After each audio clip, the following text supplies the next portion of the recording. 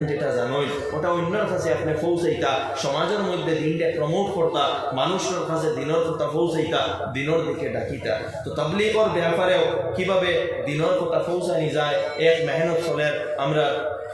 হজরত মৌলানা শেখ ইলিয়াস সাহেব রহমতুল্লাহি তাআলা আলাইহি এই তাবলীগের মেহনত শুরু করছলা, ইমানের মেহনত শুরু করছলা, যাতে যে যুগে ইমান সবচেয়ে বেশি বিপর্যস্ত এবং চ্যালেঞ্জের সম্মুখীন, সেই যুগে কিভাবে আপনি আপনার ইমানের হেফাজত করতা। এবং এই সাথে হজরত শেখ বদরপুরি নাওয়ারাল্লাহু মারকাদাহু তাইও একটা তাবলীগের নিজাম শুরু করছলা যে মাসে অন্তত 3 দিন বা সপ্তাহে অন্তত 1 দিন বা মাসে অন্তত 1 দিন 2 দিন আপনি সময় বার করতা, বার করিয়া যেন উলামা একরাম হল তশরিফ আনই কোনো এক মসজিদ তরতিব থাকে, আপনি ওখানে যাইতা গিয়ে আপনারে নমাজের ব্যাপারে বিভিন্ন মাসলা মাসাইল শিখানি হইব, রোজা সম্পর্কে আপনারে খোয়া হইব, বিয়া শাদী সম্পর্কে আপনারে শিখানি হইব, তালাক সম্পর্কে আপনারে শিক্ষা দেব হইব, মিরাজ সম্পর্কে আপনারে শিক্ষা